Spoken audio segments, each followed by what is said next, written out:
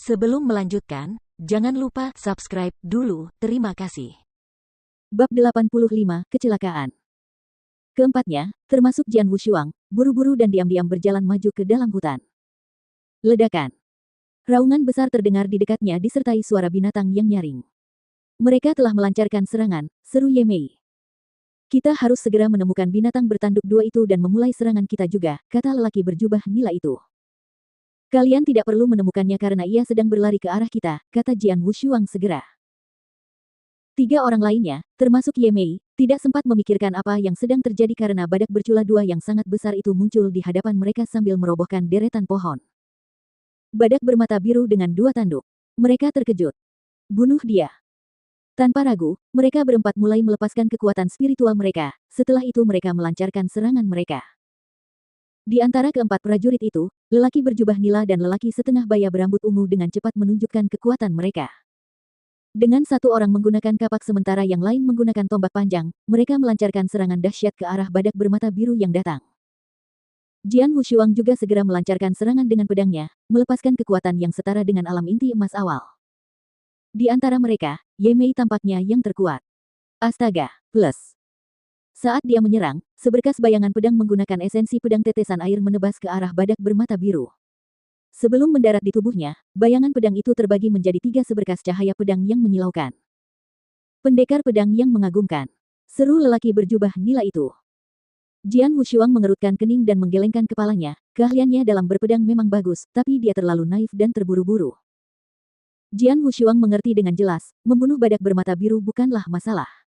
Masalah sebenarnya adalah perebutan dua tanduk. Namun, karena Ye Mei sudah menunjukkan kekuatannya, pria berjubah nila dan pria parubaya berambut ungu akan berhati-hati di sekitar Ye Mei. Jian Wushuang memperhatikan bahwa pria berjubah nila itu tampak terkejut oleh Ye Mei.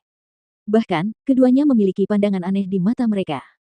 Jian Wushuang segera tahu bahwa begitu badak bermata biru mati, kedua pria itu akan bekerja sama dan melancarkan serangan diam-diam terhadap Ye Mei demi mendapatkan tanduk itu. Dentang, dentang, dentang. Meskipun serangan itu mendarat di tubuh badak bermata biru, hanya tiga tanda putih yang tertinggal di cangkangnya yang keras.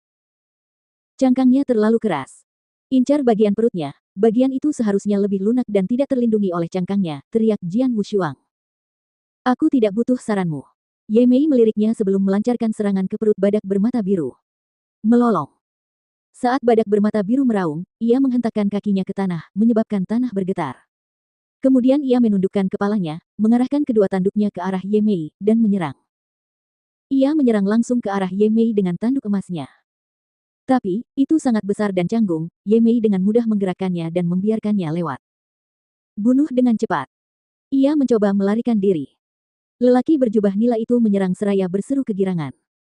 Meskipun badak bermata biru memiliki pertahanan yang hebat, ia tetap saja seekor binatang buas. Jian Wushuang dan yang lainnya bekerja sama untuk menyerangnya. Khususnya, Ye Mei menyerang perut binatang buas itu dengan agresif. Alhasil, badak bermata biru telah mencapai batasnya. Dia akan mati. Ye Mei tampak gembira, namun dia masih merasa jijik terhadap Jian Wushuang. Dia telah memainkan peran terbesar dalam membunuh badak bermata biru ini. Tentu saja, tiga orang lainnya bekerja sama dan membantunya. Namun Jian Wushuang hanya membantu mencegah binatang buas itu melarikan diri, jadi tidak aneh jika dia merasa jijik terhadapnya. Dengan kekuatan seperti ini, kau pikir kau bisa menolongku? Pikir Ye Mei. Namun pada saat ini, kekuatan spiritual yang mengamuk dengan hebat muncul saat sosok setinggi 2 meter melompat keluar dari hutan. Tidak bagus. Binatang buas lainnya. Itu adalah monyet iblis Herculean. Alam inti emas yang mendalam. Ye Mei dan lelaki berjubah nila terkejut saat penampakan itu muncul, menyebabkan ekspresi mereka menjadi sedikit pucat. Bahkan monyet iblis Hercules biasa pun kuat, apalagi yang satu ini, yang berada di alam inti emas mendalam. Monyet iblis Herculean, di alam inti emas mendalam, lebih kuat daripada mereka karena mereka berada di alam inti emas awal. Ini adalah malapetaka. Wajah Ye Mei memucat. Kalian bertiga harus menyelesaikan pembunuhan badak bermata biru. Aku akan berurusan dengan monyet iblis Herculean. Jian Wushuang berkata dengan suara berat. Kamu. Ketika Ye Mei melihat ke arah Jian Wushuang, dia sudah bergegas menuju monyet iblis Herculean. Seekor monyet iblis Herculean di alam inti emas mendalam. Jian Wushuang tersenyum, melepaskan kekuatan spiritual yang kuat yang melampaui alam laut spiritual. Pada saat yang sama, sejumlah besar esensi pedang bumi mulai memenuhi area tersebut. Gerakan ketujuh dari gelombang pedang tak berbentuk. Sambil berteriak, pedang pembunuh 3 kalinya bergerak menyerang binatang itu. Bayangan pedang yang tak terhitung jumlahnya berkumpul bersama untuk membentuk gunung yang sangat berat, yang mulai turun ke arah monyet iblis Herculean. Manusia terkutuk. Mata monyet iblis Hercules berubah merah saat melancarkan serangan yang tampaknya mampu menghancurkan langit dan bumi. Ye Mei dan pria berjubah nila terkejut ketika mereka melihat ini. Orang itu, apakah dia ingin mati? Dengan kekuatannya, dia seharusnya tidak mampu bertahan melawan monyet iblis Herculean di alam inti emas mendalam. Namun, dia berani menyerangnya secara langsung. Dia pasti ingin mati. Bodoh. Ye Mei mengutuknya. Monyet iblis Herculean dikenal karena kekuatannya. Bahkan jika seorang prajurit di alam yang sama bertarung dengannya, mereka akan berhati-hati dan akan menghindari menghadapi kekuatannya secara langsung. Apalagi, Jian Wushuang, yang hanya berada di alam laut spiritual. Dia pasti gila. Ye Mei dan pria berjubah nila mengira Jian Wushuang telah kehilangan akal sehatnya. Apa yang terjadi selanjutnya mengejutkan mereka bertiga. Ledakan.